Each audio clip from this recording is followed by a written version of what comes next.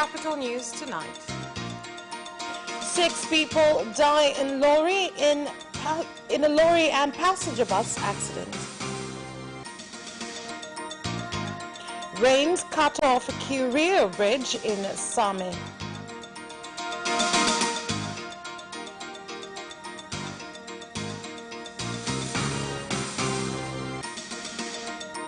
And in sports, Yanga emerges with 1-0 win against Biashara United at Uhuru Stadium.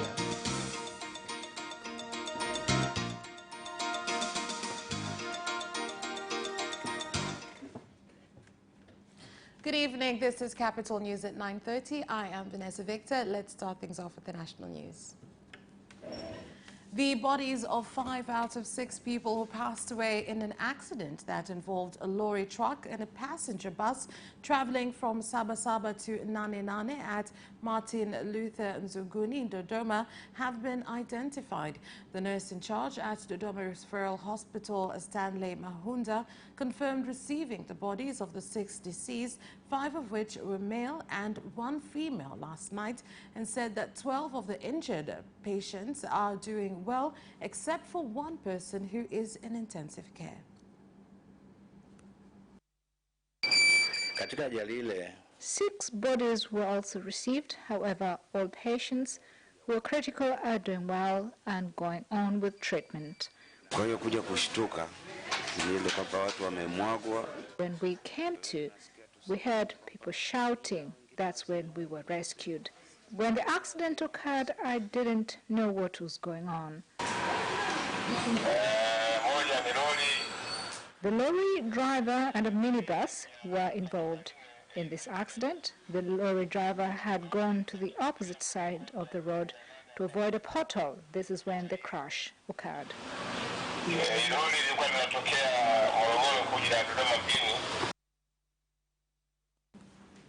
Ongoing rains in various parts of Kilimanjaro region have cut off Curio suburb in Same after the bridge at River Mgando filled with water, causing difficulties for passengers, with the District Commissioner Rosemary Senyamule banning human activities around the area so as to avoid more disasters from occurring.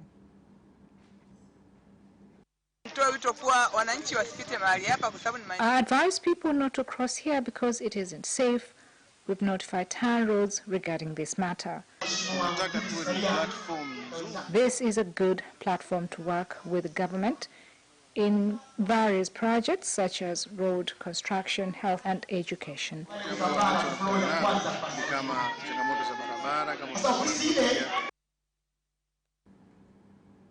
After 1 person was caught selling electricity cables being used on transformers to stabilize them when there is lightning, Tanzania Electricity Supply Company TANESCO has begun renovations on the transformers, with the TANESCO manager stating that the number of transformers sabotaged has risen from 13 to 17.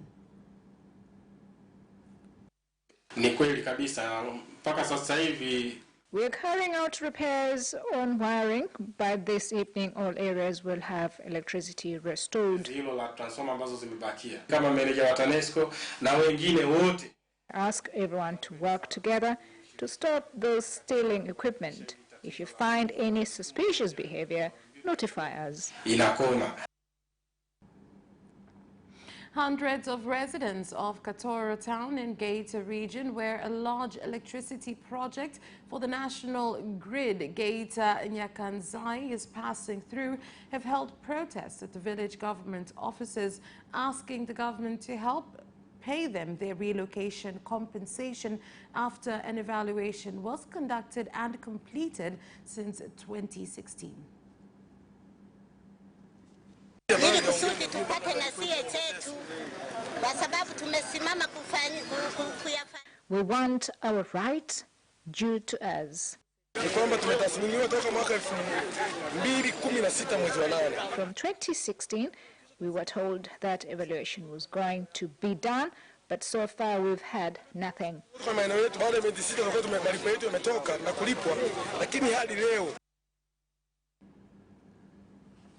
And ongoing heavy rains in Mtwara, accompanied by strong winds, have caused fishing activities on the coast of the region to halt for 4 consecutive days.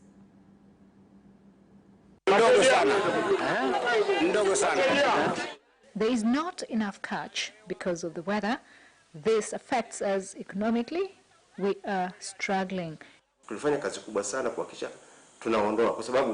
A lot of work was done to deal away with illegal fishing, which had a lot of negative impact on fishing. We urge groups that are keen to practice fishing legally to come forward so they can be considered. Sasa hilo tumewekana sawa, bado tunaendelea tu kwenye matumizi ya vifaa hivi kama makokoro. The police force in Mwanza region has elaborated on the claims that 2 people, Abdul Karim Mura and Saeed Haidan, residents of Dar es Salaam, were kidnapped, stating that the news being disseminated on social media is not true and the public should disregard it.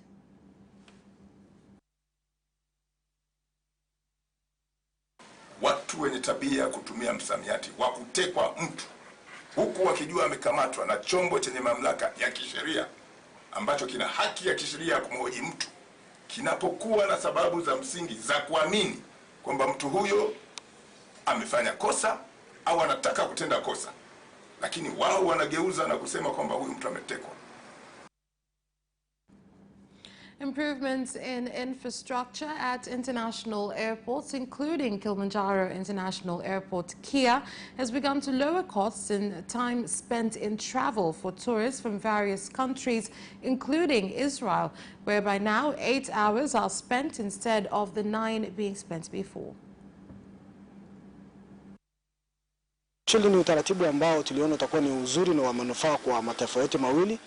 This is an arrangement with a lot of benefits for Tanzania and Israel because we use aircrafts from Israel bringing in tourists to Tanzania and the return with Tanzanian tourists going to Israel. Kitu ambacho ningependa nao wajifunze. I would like them to learn that tourism is not just wildlife but history and religion too. Utalii ni pamoja na historia.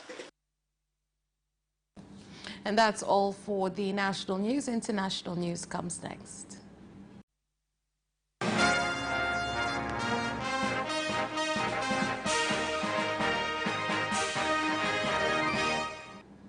In international news, President Uhuru Kenyatta has called on Kenyans to use the freedom of expression in Kenya to spread peace and unity for the benefit of the country.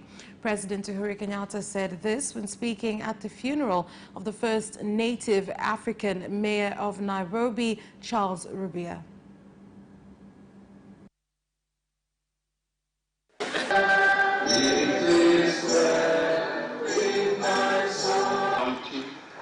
Hakuna mtu ambaye amezuiwa kusema yale anataka kusema. There is no one not allowed to speak, but my request to them is to use freedom to spread peace and unity amongst Kenyans. The freedom was so much fought for will always be protected. Kueneza amani na umoja kati ya Wakenya. Over 5 million voters have been registered in the National Voters Registration Book in Burundi to take part in the 2020 general elections. Mumandikiro yose uko ari 3,000 hari bisanzwe kuko abenshi bari biyandikishije. That's all for international news. Business news follows after this short break.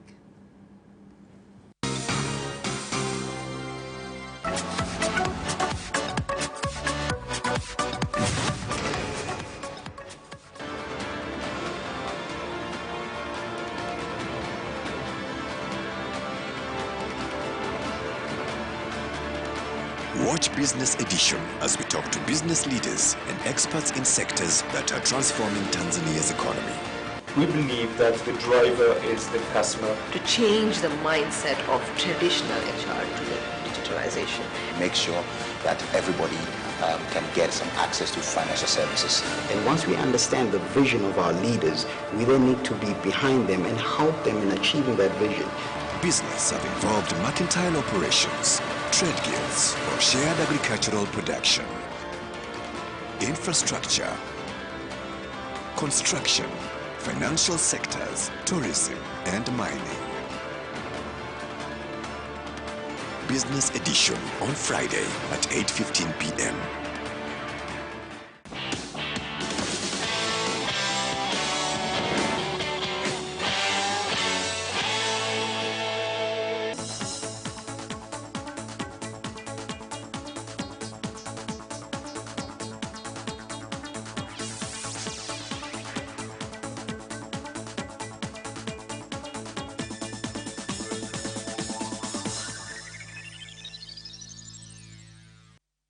And in business news, the horticultural sector has continued to grow at high speed and has been estimated to employ more than 4 million people, a large percent of whom are women and youth. The sector has been mentioned to contribute 43% to the national income, including the agricultural sector. Horticulture has a lot of benefits, one of them being the farmer is able to harvest after a very short period of time. I will do my best in marketing because it is one area that the agricultural sector still struggles with. So this is a big area that I will focus my attention. Kuliwekea mkazo, ninasema ni eneo la upatikanaji wa masoko ya ndani, ya kanda na ya kimataifa. Small-scale livestock keepers in Lugaba Ward, Shinyanga district have complained of the behavior of some dairy entrepreneurs, causing them to have unreliable markets by adding water to their products and lowering the quality, which has led to a significant reduction in consumers. I ask those diluting the milk not to do so that we can secure the market. Unaona wale wateja wanapungua kwa sababu wanasema kwa nini ninunue maziwa wakati yanachanganywa na maji. Customer number is on the decline because no one wants to buy diluted milk. I ask you to be honest and not dilute milk. Wanasema rangi ya maziwa sio maziwa. Farmers in Mbinga district, Ruvuma region, have complained of high prices of coffee pesticides and have asked the government to oversee reduction of the prices of the pesticides or to subsidize them.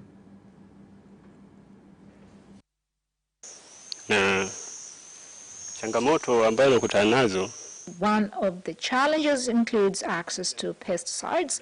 The cost is too high. We ask the government to lower the cost of farm implements.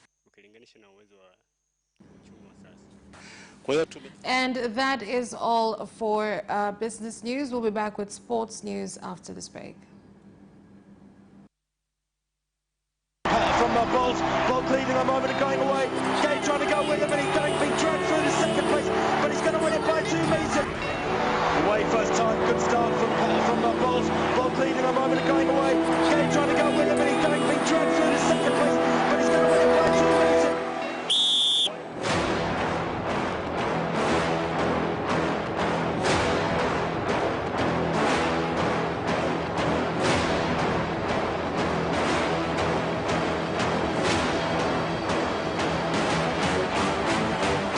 Opposition, Joaquinho, he did lose and then.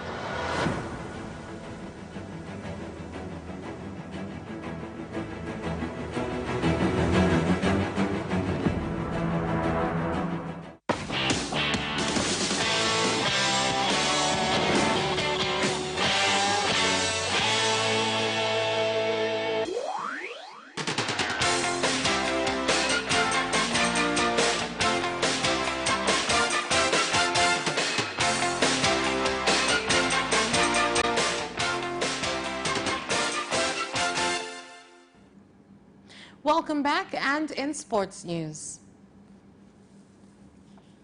Young African Sports Club has emerged with a 1-0 win against Biashara United at the Uhuru Stadium in Dar es Salaam. The only goal of the game was scored by Tariq Sayoff in the 85th minute. Kinondoni municipal team is on the verge of improving their performance in the Premier League, with the management saying they will present the new coach next week. For us who believe in God, believe that here is where His glory will be unleashed, compared to when the team is second and drops to fourth. When you drop to 16th and finish in 5th, people will say that is a miracle. KMC is a team that brings miracles. So even this year, you will be surprised at how the team goes. I still believe things are well.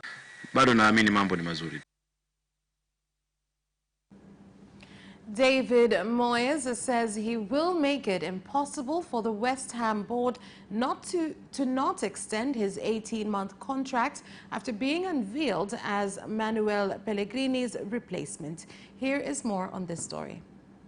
The 56-year-old is back at the London Stadium for a second spell following the sacking of Pellegrini on Saturday. Moyes previously guided West Ham to Premier League safety in the 2017-2018 season, but his contract was not renewed, the London side instead opting to turn to Pellegrini. But the Scotsman, who confirmed Alan Irvine will again be part of his background team, believes things will be different this time around. Erling Haaland snubbed Manchester United in favour of moving to Borussia Dortmund, says Mino Raiola, with the Norwegian striker's agent biting back at claims that the Red Devils withdrew themselves from the running. Here is more. Sides from Europe had sought to position themselves at the front of a transfer queue when it came to an exciting teenage forward. United, with Ole Gunnar Solskjaer leading the charm offensive for fellow countrymen, were considered by many to be favourites to secure a prize signature. Discussions were held, but Haaland ended up plumping for a switch to the Bundesliga over the Premier League. It has been suggested that United pulled out of the race due to concerns regarding the structure of a deal, which was to include payments to Raiola and the 19-year-old's father, Erling Haaland. Marc-Andre ter Stegen is a doubt for Barcelona's next La Liga meeting with Espanyol, while Arthur will not return in time for the Supercopa de España. Goalkeeper ter Stegen is undergoing treatment on a tendon problem in his right knee and was declared unavailable by Barca on Monday, 5 days before they returned to action against their local rivals. The German international may have picked up the injury in Barca's most recent game, a 4-1 win over Alaves at Camp Nou, which sent them 2 points clear at the top of the table. While no team frame for ter Stegen's return to action was provided by the club, they did confirm the Brazilian Arthur will be missing for another 3 weeks. And that sports item ends this news bulletin. On behalf of everyone who worked to bring you this bulletin, my name is Vanessa Victor. Thank you for watching and good night.